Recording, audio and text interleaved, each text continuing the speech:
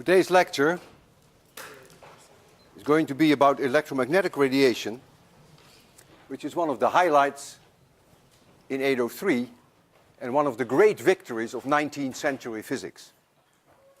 So far we dealt with electromagnetic waves, with mechanical waves, and we've dealt with sound waves, but today we're going to enter the domain of electromagnetic waves. Radio waves, radar, infrared, visible light, ultraviolet, gamma rays, X-rays, electromagnetic radiation.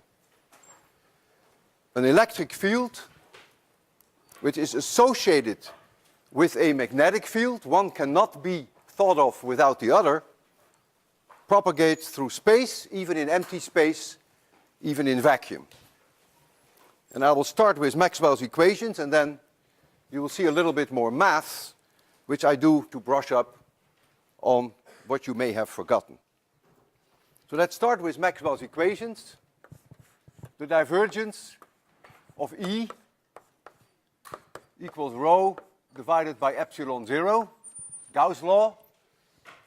In vacuum there is no charge density, so this is 0. Then we have the divergence of B.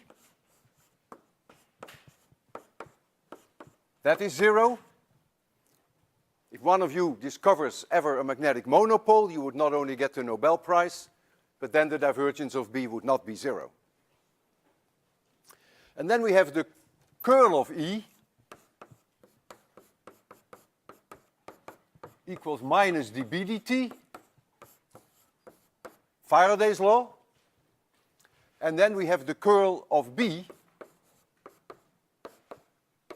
equals mu 0 times J, J being current density, but in vacuum there is no current, so this term is 0. This was Ampere's law in the old days of 802, and then it was Maxwell himself who added this term, which is generally referred to as the displacement current. The del vector is an operator d dx, x roof, plus d dy, y roof, plus d dz, z roof. If you apply the del vector on a function, phi, this is called the gradient of phi. That's a vector.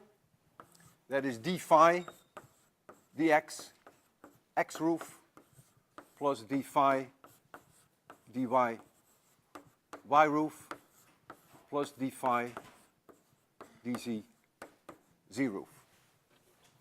And then we have the divergence of a vector A. That itself is a scalar, and that is dax dx, day, dy, daz, dz.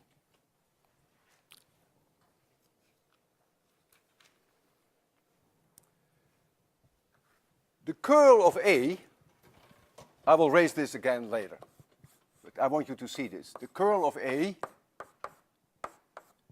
the way I remember it, and you probably do the same, x, y, z, d dx, d dy,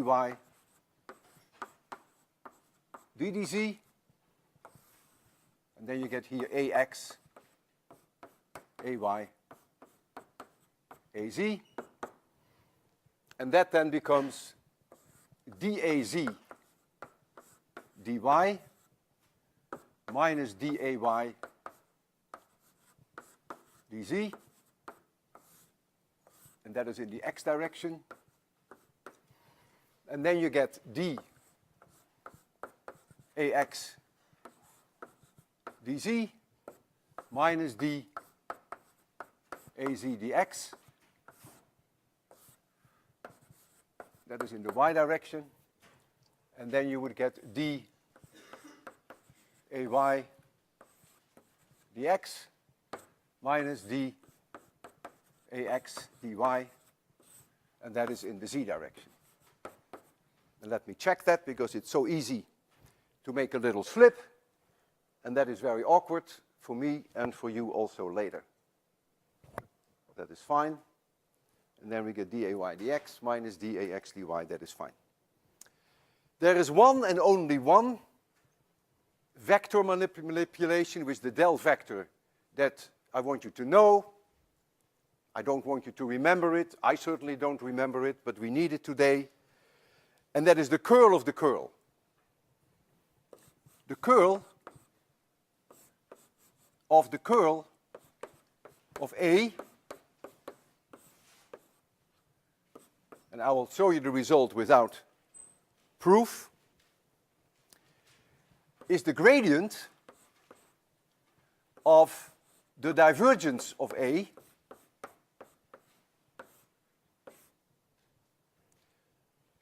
minus del dot del vector A. And this we often write as simply del squared. So for this we write del square of A, and this is also called the Laplacian. And so the del squared of a vector is d2a dx squared, the whole vector, plus d2a dy squared plus d2a dz squared. And this has 9 terms. Because this has 3 terms, this has 3 terms, and this has 3 terms. I will do the first one, and then you have to do the others. So I will only do the component in the x direction, which then becomes d2ax dx squared, d2ax dy squared, plus d2ax dz squared, and that is then the component in the x direction. And there's also one in the y direction, and there's one in the z direction. This first term comes from this one. The second term comes from this one, and the third term comes from this one. So now we are in a good position to start to use this on Maxwell's equations. So I will raise this again, and I will lower this so that you can see both, and I will start working on the center board. So what I'm going to do now, I'm going to take the curl of E,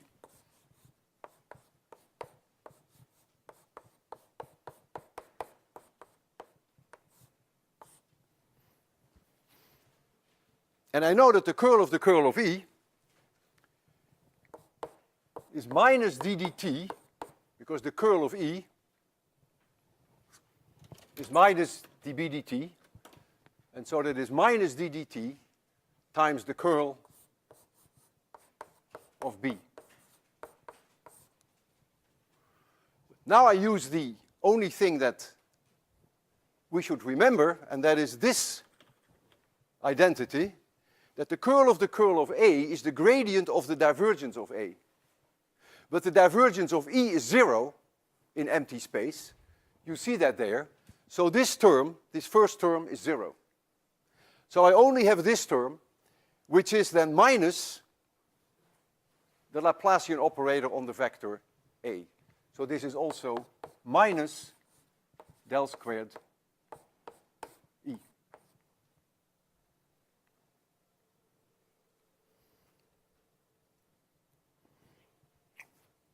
Now the curl of B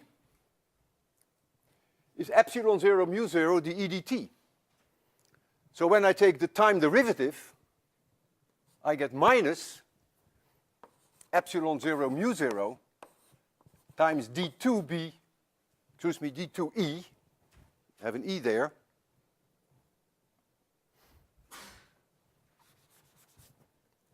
d2E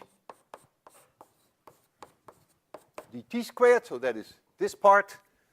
And now I get on the right side, I get minus d2E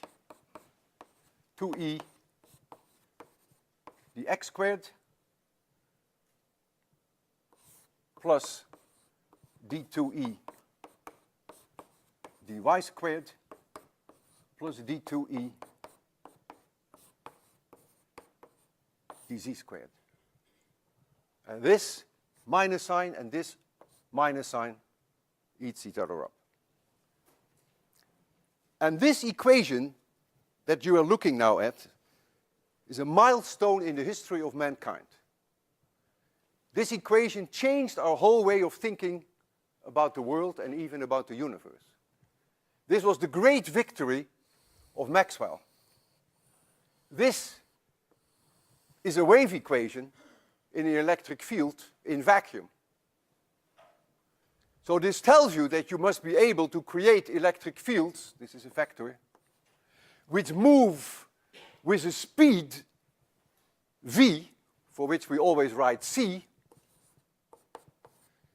which is 1 over the square root of epsilon 0 mu 0. Because remember, this is a wave equation, and what you see here is always 1 over v squared. And it was Maxwell, of course, who was the first to recognize that, because this was only possible because he added this term to Ampere's equation. He was a genius. Now you can go through a similar reasoning. Instead of taking the curl of E, you can take the curl of B, and then you will find that there must be an associated magnetic field for which you get that the del square B equals mu 0 epsilon 0 times d2b dt squared. One cannot exist without the other. To put it even more bluntly, one is the other. You cannot think of them as being separate. One cannot exist without the other. So we're going to have three-dimensional wave equations, and the electromagnetic waves are then characterized by two interdependent oscillations, one in the E field and one in B fields. And the speed with which they propagate in vacuum is this, that follows immediately from Maxwell's equations, untouched by human hands, so to speak. And if you use the value for epsilon 0 and mu 0, you will find that this is extremely close to 3.00 times 10 to the 8 meters per second. And the amazing thing is that epsilon 0 can be measured without any time variability. Epsilon 0 follows from Coulomb's law, as static as you can have it. And mu 0 can be measured without any time variability. Mu 0 follows from Ampere's law. And so with these two, what I call static quantities, Maxwell was able to demonstrate that they dictate the speed of light in vacuum.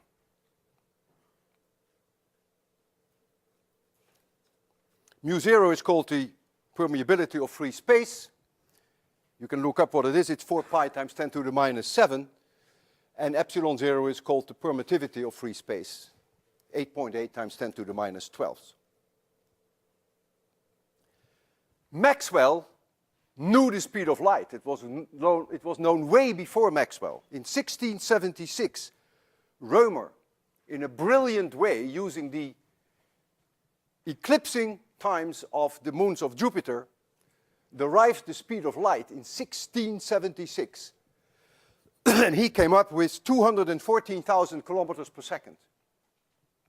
And the only reason why he was on the low side is that it wasn't well known in those days what the distances were between planets.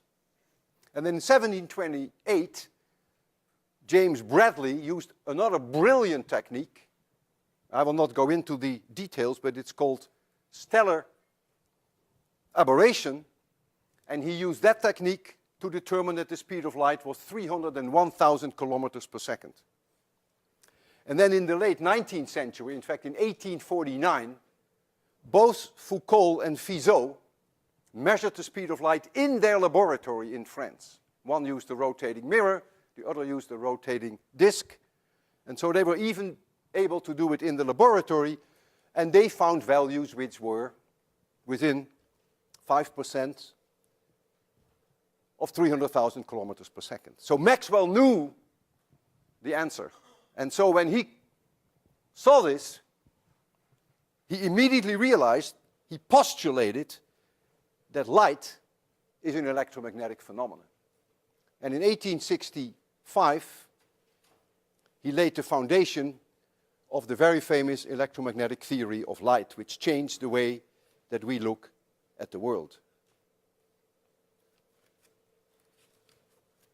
So now comes the question, what are the solutions to this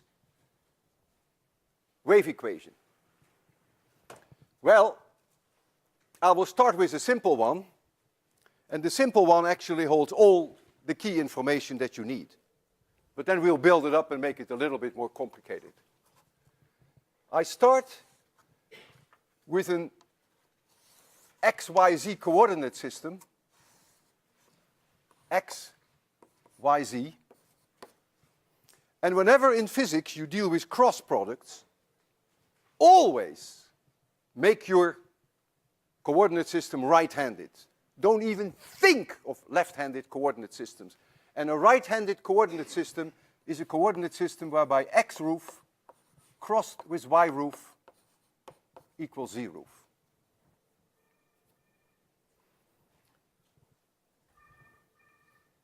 Excuse me? Do you mind turning that off?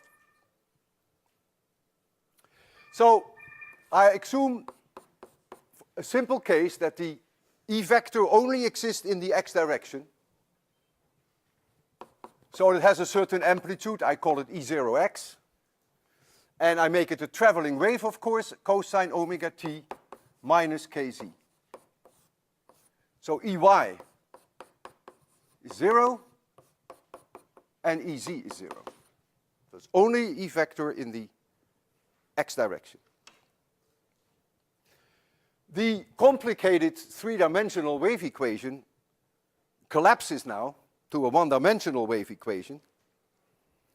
Of the 9 terms that you have here, only one term survives, and that is d2Ex dz squared.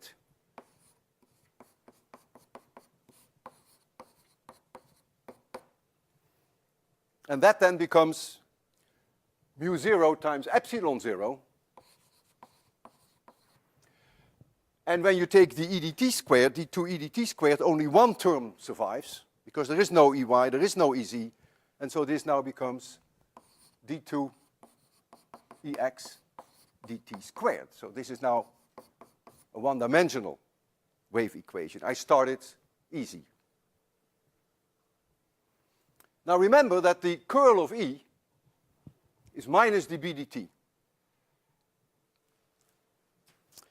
So the curl of E, in this case, and you can check that because you know what the curl is.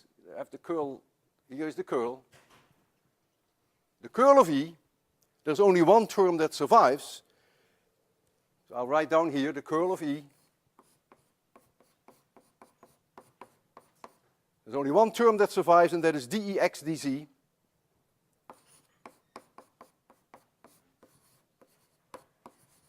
In the y direction, and that now must be equal to minus dB dt, because that is Maxwell.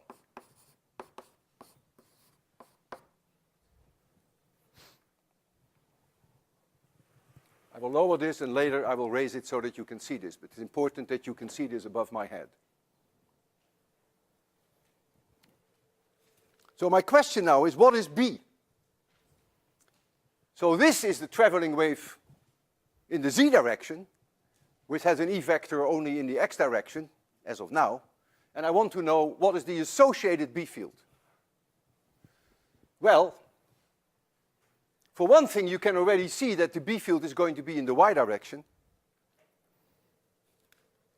if we take the ex dz, so this is the ex, and we take the derivative against z, we get a minus k,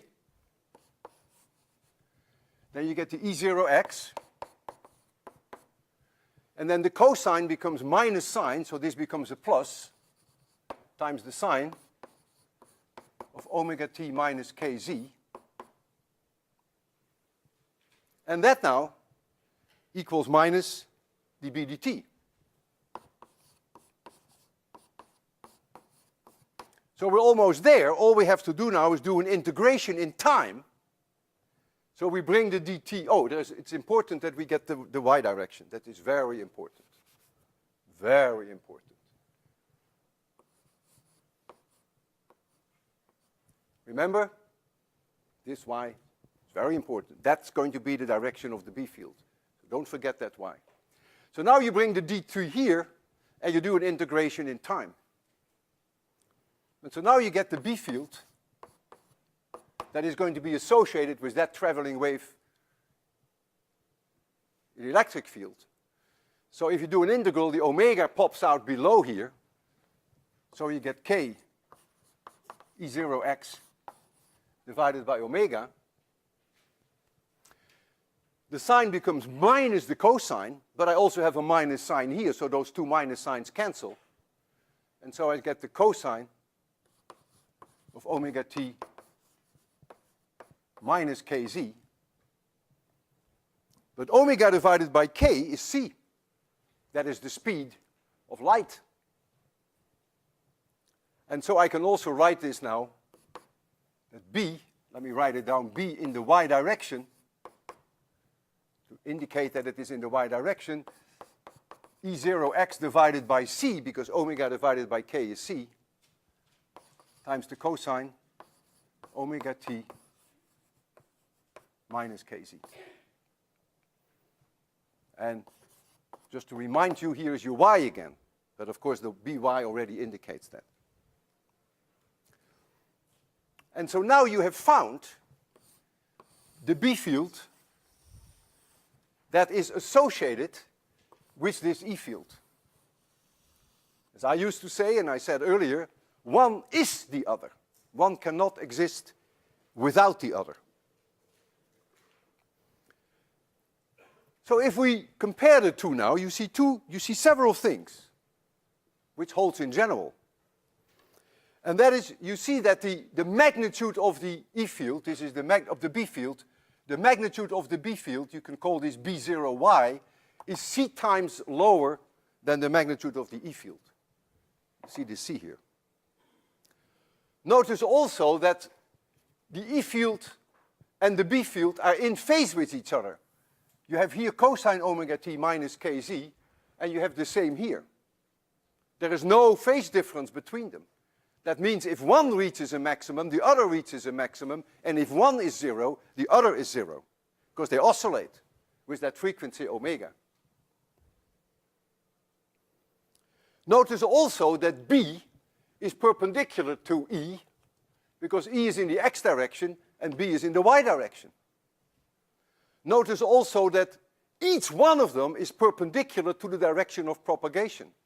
E is perpendicular to the z direction, and B is perpendicular to the z direction.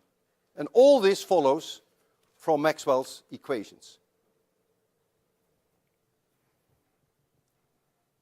So now I would like to make a sketch of what this electromagnetic wave looks like. And I will make an attempt to make you see it. It's not so easy, but I'll make an attempt. So here is the x direction, and here is the y direction, and let this be the z direction.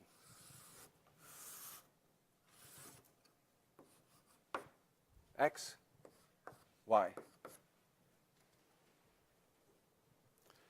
I pick a particular moment in time,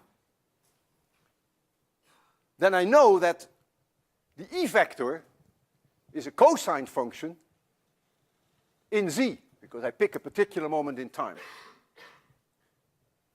And so I will try to put in here, it's a cosine function. If you think it's a sine function, that of course is the same thing. And so at this frozen moment in time, the E vector would be like this, like this, like this, like this, and like this. And this value here would then be E 0x. Associated with that E field is a B field that is in the y direction.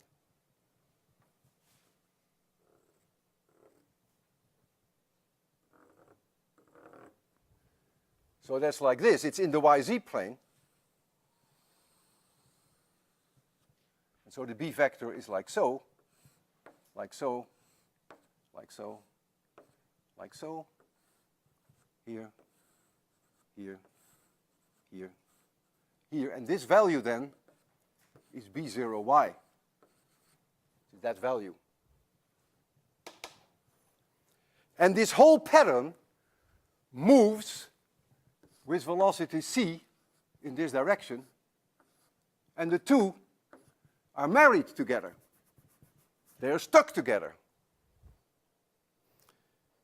And if you take any plane perpendicular to the z-axis, a plane which is infinitely large in this direction, infinitely large in this direction, infinitely large in that direction, and infinitely large in that direction, at that moment in time, the E vector is everywhere in that plane exactly the same value. Look at the equation. There is no dependence on y and x. That's why we call them plane wave solutions. How realistic they are is another matter, but they are consistent with Maxwell's equations. And the same is true for the B field. So any plane that you take perpendicular to z, someone is sitting there, someone is sitting 25 miles away from you, but on that same plane, at any moment in time, you will see the same E vector, all of you, and the same B vector. And that whole pattern then moves with velocity c in space. And so if I'm standing here in one of the many planes perpendicular to the z-axis, and the electromagnetic wave comes to me, and there's another person standing there in the same plane, we will see the E vector go like this, and we see the B vector go like this, but they go in unison. When the E vector is maximum here, the B vector is maximum there. And then they reach both zero at the same moment in time, and then the E vector goes negative, and then the B vector does that. So that's the way the oscillation works.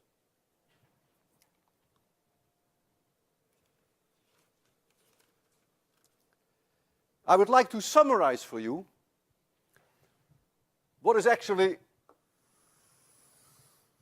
the bottom line of all this. And when I have to solve B fields for given E fields or E fields for given B fields, that's really the only way that I used to think. So we have a traveling electromagnetic wave. So what follows only holds for traveling electromagnetic waves, not for standing electromagnetic waves, which comes in the future. Traveling electromagnetic waves. The E vector is perpendicular to the direction of propagation. The B vector is perpendicular to the direction of propagation. E and B are in phase.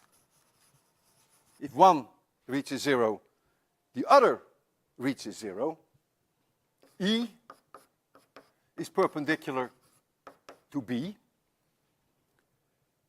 And as a result of the fact that they're both perpendicular to the direction of propagation, it follows immediately that E cross B is in the direction of propagation.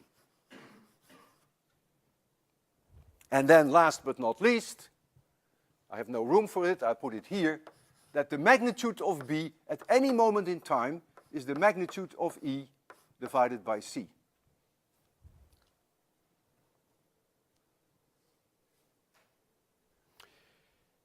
If the E vector is only in one direction, as it is here in the x direction, we call that linearly polarized radiation. The word speaks for itself, linear. Now, of course, it is entirely possible, which is also a perfect solution to Maxwell's equations and to the wave equation. You could easily have an E field which is in the y direction. At this moment in time, it would be coupled to a B field which is in the minus x direction, so that E cross B is still in the direction of propagation. And that would also be a perfect solution to the wave equation. And so the sum of the two, or any linear combination of the two, should also be a solution to our wave equation. So therefore, I can write now a somewhat more complicated form for traveling wave, in which I give it both a component in the x direction as well as a component in the y direction, and I can even change the phase between the two. In other words, the following E vector is perfectly kosher, E0x times the cosine omega t minus kz. That would then be in the x direction. And then I would have another E0y times the cosine omega t minus kz. And I can give it any random phase angle delta. And that would then be in the y direction. And so clearly, this satisfies the wave equation, because each separately satisfies the wave equation. If now we make delta equals 0, you still have linearly polarized radiation. Look at the xy plane. This is x, and this is y, and the radiation is coming straight to you. At a certain moment in time, the E vector in this direction reaches a maximum, E0x. And that is, if delta is 0, that's the moment in time that the E vector in the y direction also reaches a maximum, because delta is 0. So this one, E0y, occurs at the same moment as that one. So what is the net E vector? That is the vectorial sum of the two. So the E vector is this. So this is E total, which is the square root of E0x squared plus E0y squared. And if you see this coming to you, you will see an electric field going like this. Linearly polarized. No longer linearly polarized in the x direction, no longer in the y direction, but in this direction. I can also make the phase angle between the two 90 degrees. So I could make delta pi over 2. And now you get something very interesting. So this is now x, and this is now y, so that the radiation comes to you. X cross y is in your direction. And now I pick a moment in time that E0x is a maximum here.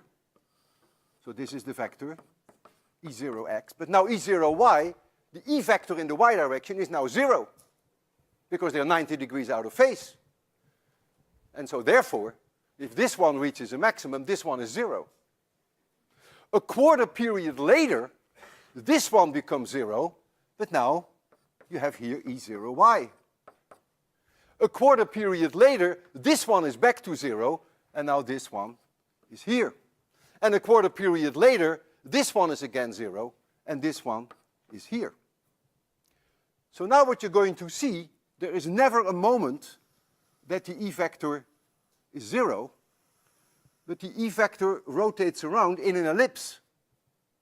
It goes like so, like so, like so, and so on.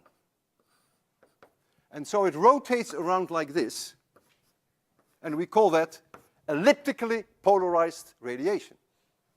There's nothing very special about it. It's a perfect solution to Maxwell's equations.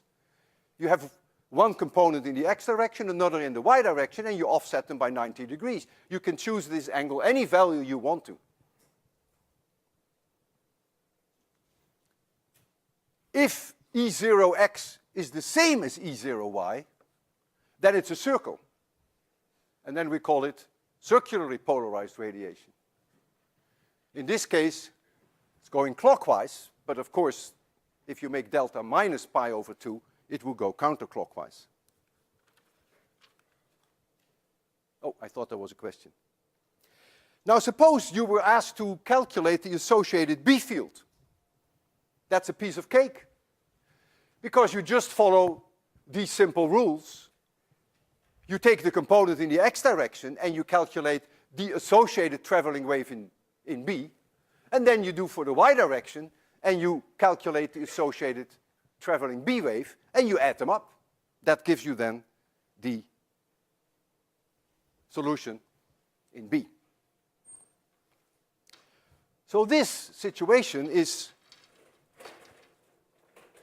nice and simple in 2D, but I think I owe you a more general description to widen your insight, and I want to go at least in terms of the math, go in 3D. So we now have an x, y, z coordinate system, and now we want the option of having the E vector not just in the x, y plane or not in the x, z plane, but in a random direction. And so when we do that, we now get the E vector as a function of r and t. And r is a vector in space, which is x roof plus y roof plus z roof. It's any position vector in space that you prefer.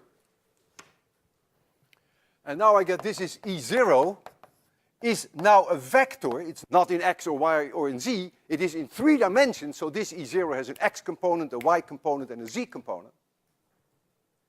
And now I can write down here the cosine of omega t minus k dot r, which is now the most general way that I can write this electromagnetic wave, whereby k is kx in the x direction plus ky in the y direction plus kz in the z direction. And k, as you will see shortly, is the direction of propagation. And the magnitude of k is always 2 pi divided by lambda. And that magnitude of k is the square root of kx squared plus ky squared plus kz squared. And now I would like to give you some insight in the meaning of this k dot r. And for that, I need a little bit more space. So now we have to make a tough decision what we're going to kill. I'm going to kill this.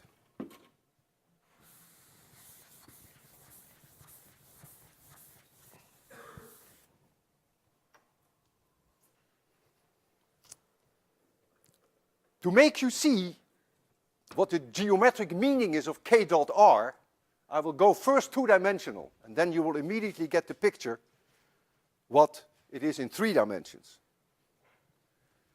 So I have here the x direction, and I have here the y direction. And here I have the k vector,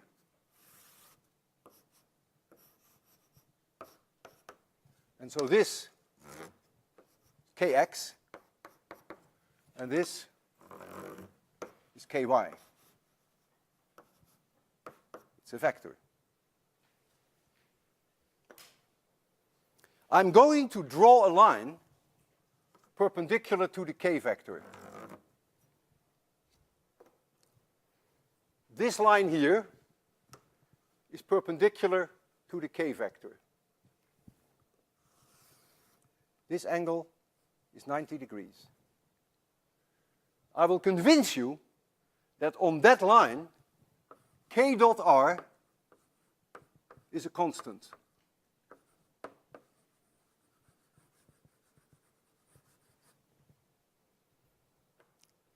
You can see that immediately.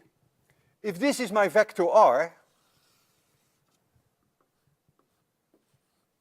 which is the position vector in space given by the relation that you see there, then this angle here between k and r, I call that theta. Then k dot r is a scalar, is the magnitude of k times the magnitude of r times the cosine of theta. And what is r cosine theta? That is this. This here is r cosine theta. And any vector r that ends on this red line will have the same value for r cosine theta. So therefore, on the entire red line, which in this two-dimensional plot is just a line, anywhere on this line, the value for k dot r is a constant, is the same. Now, at a given moment in time, at t equals 0, we have an electromagnetic wave traveling in the direction of k, and this line happens to be the line where the E field at this moment in time is a maximum and pointing in your direction, say. So it is a crest in E. It's a mountain coming out of the board, a maximum value.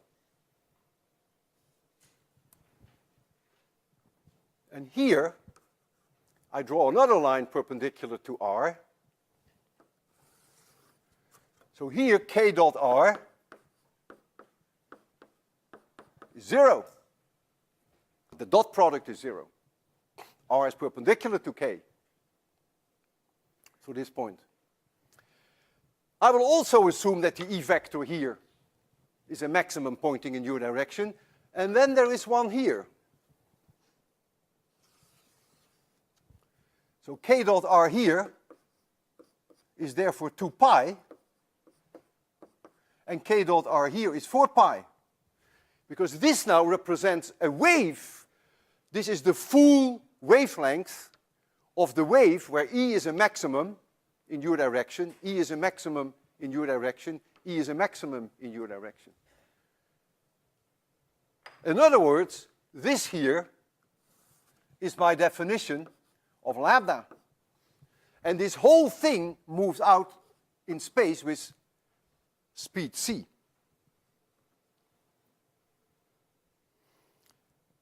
And so you see the lines k dot r perpendicular to k represent the maxima of the E vector at this moment in time, and all that starts to move out. If now you go to the third dimension, then k dot r is a constant, are now no longer lines, but they are planes perpendicular to the vector k. And this whole plane perpendicular to the vector k, in that whole plane at the moment in time, the E vector is everywhere the same, whether it is linearly polarized, whether it is circularly polarized, or whether it's elliptically polarized, is irrelevant. It's everywhere the same. And that whole plane then moves out with the speed of light in the direction of k. And so k dot r in 3 dimensions are all planes perpendicular to the vector k. So if you stand anywhere in space and you look in the direction where the radiation is coming from, then in any plane that is perpendicular to k, going to infinity there, to there, to there, at any moment in time the E vector is the same and the B vector is the same. And I said, whether it's linearly polarized radiation or circular or elliptical, that is a different matter. It could be either one of those. And so this is the best way that you can think of the general form of a E vector going in 3 dimensions, these are then planes perpendicular to the direction of propagation. In our first case, which was so very simple, because I wanted to warm you up slowly, k dot r became simply kz. So kx was 0, ky was 0. Because it was only going in the z direction, kz was the only one which was not 0, which was k. And so my dot product, k dot r, collapses into a kz. And so the wavelength lambda is 2 pi divided by this k. But if, of course, if you have a 3-dimensional case, then the situation is a little bit more complicated, because then k is the square root, as you see here, of kx squared plus ky squared plus kz squared. So our first case was to make it simple for you. This is a right moment to stop. After the break, we can look at some demonstrations also, so you have to relax a little to digest all this. This is not easy. And so let's start handing out this mini quiz to make you feel good about yourself. I made it easy this time. Don't start yet. Can you start handing it out?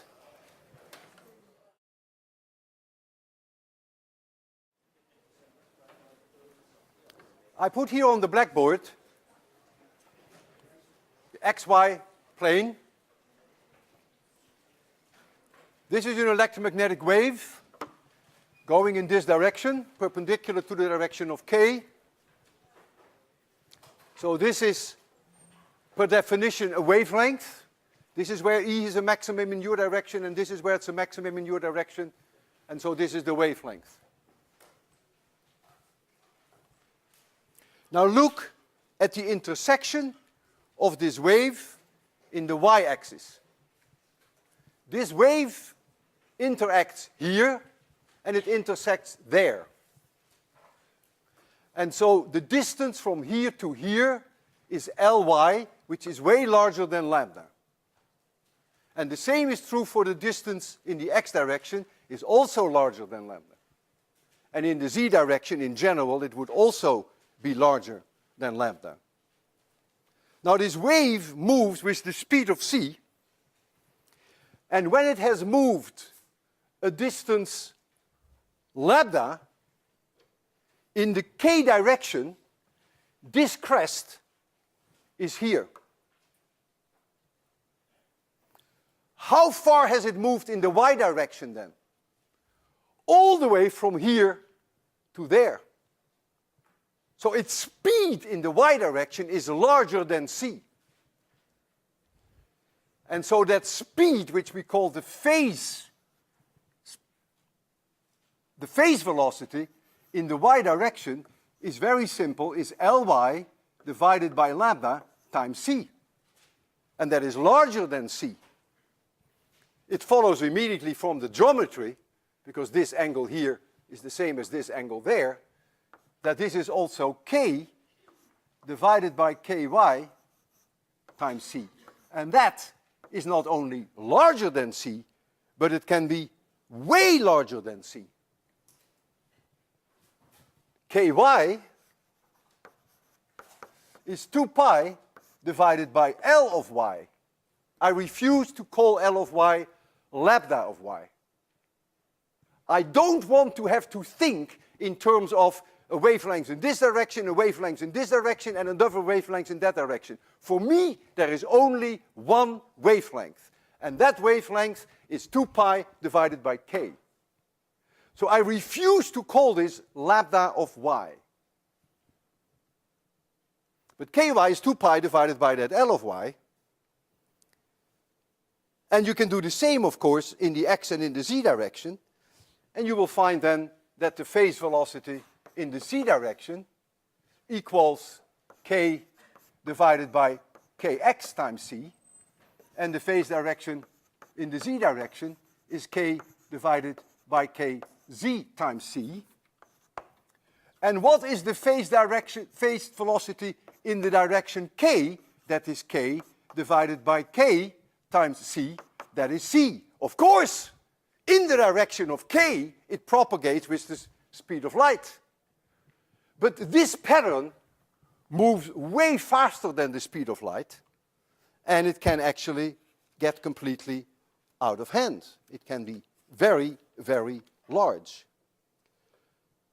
Suppose these waves travel in the x direction. That means these red lines will be vertical. That means L of y will go to infinity. It means that k of y goes to 0. It means that the phase velocity goes to infinity. This pattern here, the intersection here, will then go with a speed which is infinitely high, and that is no violation of Einstein's theory of special relativity, because no energy will flow with that speed. And I can best convince you of that by showing that something similar can happen with water. Suppose we have here a shoreline, and we have some water waves coming in like this. And maybe I should put them in red so that you begin to make the connection between the electromagnetic waves and water waves. So here is a wave rolling in nicely. This is per definition the wave length lambda, and all of that moves with velocity v. But the intersection of these two waves, here at point A and here at point B, I call this distance L of x. I could have called it L of y, just as I did here. It's the intersection with this axis that I gave the symbol L of y. I call it there L of x. Now, the difference in arrival time between wave 1 and wave 2, so the difference in arrival time between wave 1 and wave 2 at point B is the period of the wave, which is simply lambda divided by v. That is trivial. But that's not only the case for point B, that is also the case for point A. This wave 1 reaches A before it reaches, because wave 2 reaches point A. And this is the time in between the arrival time of wave 1 and wave 2, which is a completely different question from what is the difference in arrival time of wave 1 alone at A and B. That difference in arrival time between one wave, between point A and B, depends on this angle theta. And when theta goes to 0, that difference in arrival time goes to 0. Both A and B will at the same moment in time see that wave.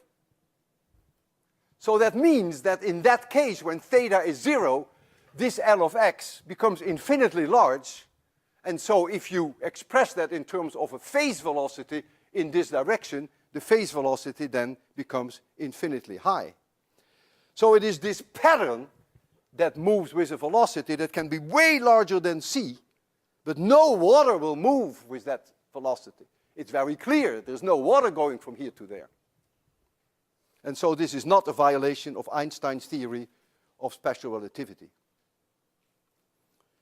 And so several very dedicated students wrote me email that after last lecture they could not sleep.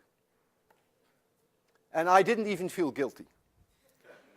And the reason why they couldn't sleep is that we had this wonderful demonstration whereby I had here an aluminum plate and I had another aluminum plate, and this was the z direction, and the separation between the plates was A, and we had electromagnetic radiation going in that direction, and we concluded, I will not go over the reasoning again, that the phase velocity in the z direction was omega divided by k of z, and that was larger than c.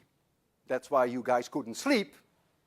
And in fact, I even demonstrated that if you make the radiation, the frequency close to the cutoff, that this phase velocity even goes to infinity. Now you know that there is no problem. There is no energy flowing with that speed. It's no different from the water. In fact, the energy flow is with the group velocity, which is, the group velocity is d omega dkz, and that was always less than c, as you perhaps remember. Not zero, my enthusiasm is getting carried away, it's less than c. And remember, at the cutoff frequency, where no longer radiation would go through, this phase velocity went to infinity and the group velocity went to 0. So, I have fulfilled a promise to those of you who couldn't sleep to tell you that the meaning of phase velocities larger than c are natural. There is nothing wrong with it. You have it with water. You have it with electromagnetic radiation. You cannot transport any mass with that speed. You cannot transport any energy with that speed. So there is nothing obscene about it. Very straight. I now want to do a demonstration to show you that electromagnetic waves can be linearly polarized. Next lecture, we will discuss how we generate electromagnetic waves. We do that by accelerating charges, in this case electrons. And I have here a transmitter. This is an antenna through which we are going to oscillate a current at a frequency of 80 megahertz. So F is 80 megahertz. So the wavelength lambda is about 3.75 meters. The wavelength is the speed of light divided by the frequency, comes out to be about 3.75 meters. And as we oscillate 80 million times per second back and forth electrons in this antenna, that means a current is going back and forth, electromagnetic radiation is produced. Next lecture you will exactly see how much and why. And that electromagnetic radiation is polarized in this direction, linearly. That should not surprise you. If the antenna is like this and the electrons move like this, it should not surprise you, but you will see next Tuesday why it is linearly polarized in this direction. And here I have a receiving antenna, which is a copper wire, which is cut in half, and where the two copper rods connect, there is a light bulb. And so any current that flows in here must go through the light bulb. When I turn on this transmitter, I want to show you that as long as I hold this receiving antenna like this, that I will see this light go on, but when I do this, I won't. Because the electromagnetic radiation, the E field goes like this, is going to slosh a current in here with a frequency 80 megahertz, and the light will go. But when I do it like this, the electric field is like this, so there is no current flowing in this direction. And so this is a dramatic way of demonstrating that there is such a thing as linearly polarized radiation. Now, what have we decided on the lights? We were going to TV, right? We made it as dark as we possibly could. So here is the transmitter, and here is the receiver. And I'm holding it like this, and you see that I'm receiving a signal. And so there's a current sloshing back and forth, and the light is on, and now it's off. So the E field comes in like this, the light says, tough luck, I don't see a current going through me. But now it does. So this is sensitive to the polarization of the incoming signal. And when I go a little bit to this side, then as we just saw, electromagnetic radiation, the E field must be always perpendicular to the direction of propagation. So the direction of propagation now is in this direction. So that's why I hold it like this for maximum effect. Because now the E field is like this, whereas here the E field is like this. Now the E field is like this. And the light is not as bright. And you will see Tuesday why. But clearly when I do this, nothing. Because of the linear polarization of the electromagnetic radiation. Oh, if I come too close, it will actually, if I come too close to this, you may love that, then the light will go, I will burn the light. You want to see that? Who wants to see that? Oh God, you children. You children.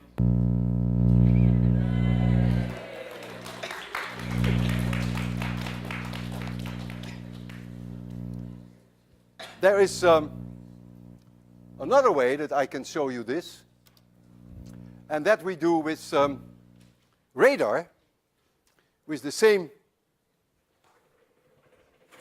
setup that we used last time, except we did a different kind of experiment last time. This is 10 gigahertz, so that produces 3 centimeter radar, and this is the transmitter, where the antenna is in this direction. It's now only a very small antenna, but it's only 3 centimeters wavelength.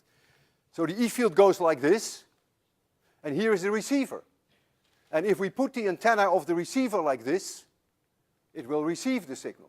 If we put the antenna like this, it says, sorry, I can't receive it. And this 10 gigahertz signal, we modulate with 550 hertz, with a triangular modulation so that you can hear it. And triangular audio signals are always not very pleasant, because if you do a Fourier analysis of this, you have many, many higher harmonics. It's not just a beautiful 550 hertz sinusoidal.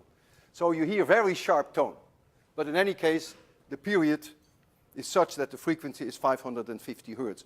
I will make you hear it, and I will make you see it. You can see it there. That is the signal as it is sent by the transmitter. So that is the triangular shape. And now I will turn on the receiver, and you will hear the sound. This is the loudspeaker, and you will see the signal of the receiver there.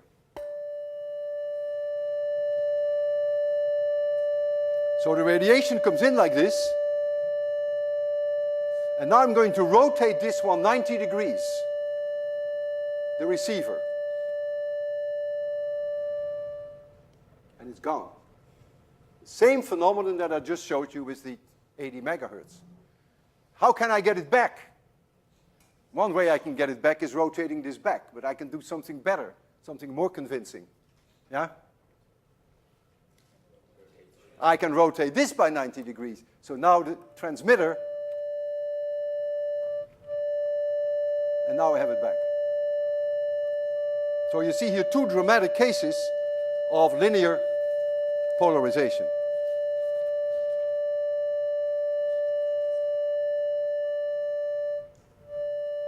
Ah, my hand absorbs it. Nice feeling.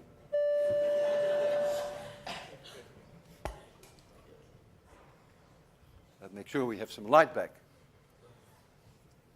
We will discuss extensively in 803, actually one of my favorite parts of 803, how you can turn unpolarized light into linearly polarized light. There are various ways that we can do that. The cheapest, which is really a cop-out, is to buy a linear polarizer. You have 3 of them in your little envelope. Don't take them out yet. This is one of them. They were invented by Edwin Land. And what they do is they change unpolarized light into 100% linearly polarized light at the expense of the light intensity. An ideal linear polarizer would reduce the light intensity by a factor of 2. Let us first discuss what is unpolarized light. The light from the desk lamps and the light from the sun is unpolarized. Imagine that there is a desk lamp here, and light comes straight to you. And here is a plane wave solution whereby the E vector oscillates, linearly polarized. It's coming straight at you in this direction. And it's linearly polarized. But a little later, there is one that comes in like this, also linearly polarized, and then one like this, and then one like this, and then one like that. Chaos! All possible angles of linearly polarized light. And we call that unpolarized polarized radiation. Now, what is this magic piece of plastic doing that Edwin Land invented? It's doing the following. There is one direction, not always indicated on the plastic what that is, but there is one direction. I'll just put it arbitrarily vertical, but I can put it in any direction. And that is the direction that the E vector will have when it emerges from this linear polarizer. So now let us suppose that linearly polarized light comes in, which is one of the many unpolarized radiation.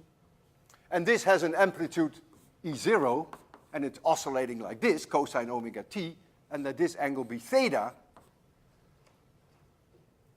Now, one way to explain the reduction in light is to project this E onto this preferred direction.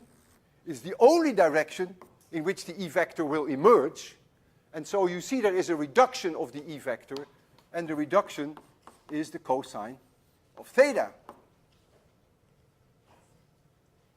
Now comes the question, if there is a reduction of the cosine of theta in the E field, what is the reduction in light intensity? Well, light intensity means energy. And energy is always proportional with the square of the amplitude. If that doesn't convince you, next Tuesday we will talk about the Poynting vector. You remember from 802, the Poynting vector, which is responsible for energy transport, which is proportional to E cross B. But B is proportional to E. So E cross B is always proportional to E squared. And so therefore the light intensity that emerges from this plate is proportional to cosine square theta. And that is the reduction of the light intensity, and that is referred to as Malus's law. Now, if all angles are present, randomly angles of theta, then the average value of cosine square theta becomes 1/2. So for an ideal polarizer, now they don't exist, but an ideal polarizer would turn unpolarized light into 100% polarized light, all in this direction, if that's the direction, and then the intensity of the light would be twice as low as the incoming one. In practice, however, you may not get 50%, but you may get 40%. So there's always some additional absorption. And in problem set number 7, you will be able to answer some interesting questions and use the polarizers that you have in your envelope, in your optics kit. Clearly, if I have one linear polarizer like this is the preferred direction, and the other one is like this, for which we have a name in physics, we call them crossed polarizers, then of course, independent of this absorption phenomenon that I mentioned, no light can emerge, because now the cosine of the angle is 0. So crossed polarizers will turn unpolarized light into darkness. And that's something that I would like you to see now. Well, let's make it a little darker. I have here several sheets of that linear polarizer.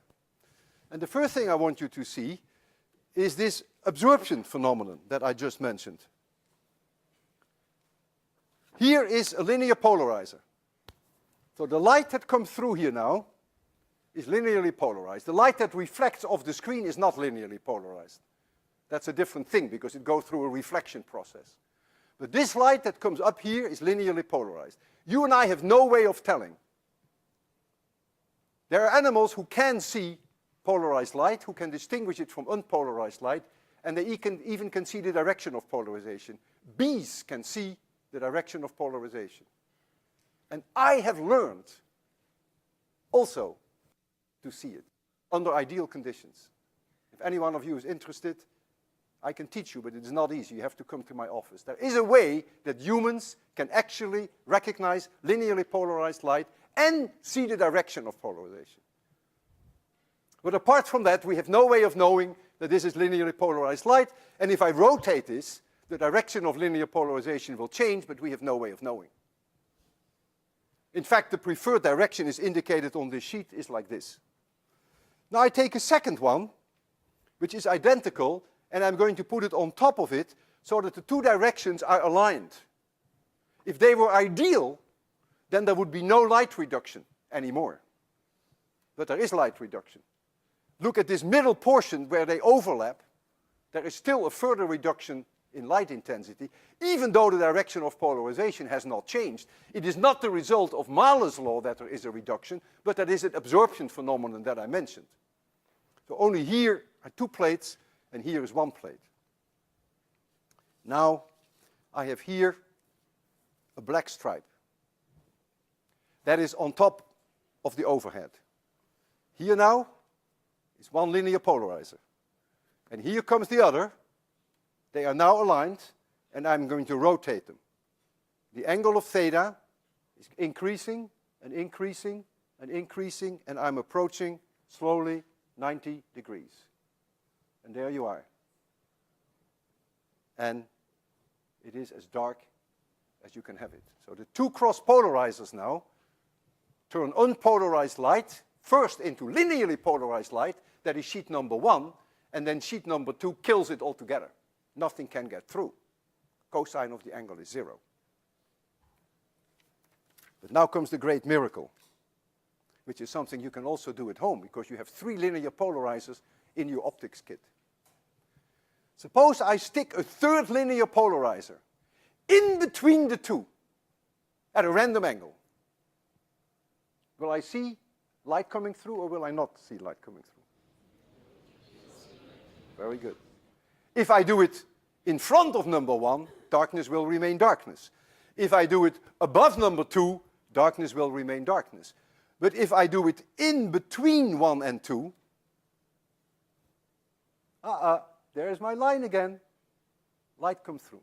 And that is an immediate consequence, of course, of the fact that you have to apply now the cosine square theta twice, but you never will see it go down to 0. Now I want you to open your envelope. Don't put your fingers on all the beautiful pieces that are in there, which we will have to use in the future. But open it and get out of it one linear polarizer. And you will recognize them. They are green plates, and they have this shape, and you just get one.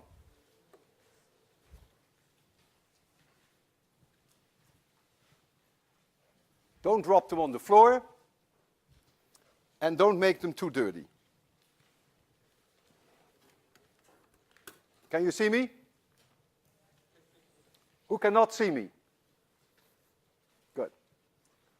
You can rotate your polarizers until you are purple in your face, and you won't see much different. You will see Walter Lewin no matter what. Use your polarizers and rotate them around, and look at my face. Not going to change very much. Now, I'm going to hold in front of my face this linear polarizer. So now you're looking at Walter Lewin in polarized light. And that now gives you the option to make me come and go. You can rotate in such a direction that you say, there he is. But if you rotate it at 90 degrees, you say, thank goodness, he's gone. Now keep in mind that if you rotate your linear polarizer such that you can see me, that the reverse is also true. I can then look through your linear polarizer, and I can see your eye. And if somehow, in evil way, you prefer 90 degrees so that you don't see me, then you have a black eye. And who wants a black eye? See you next Tuesday.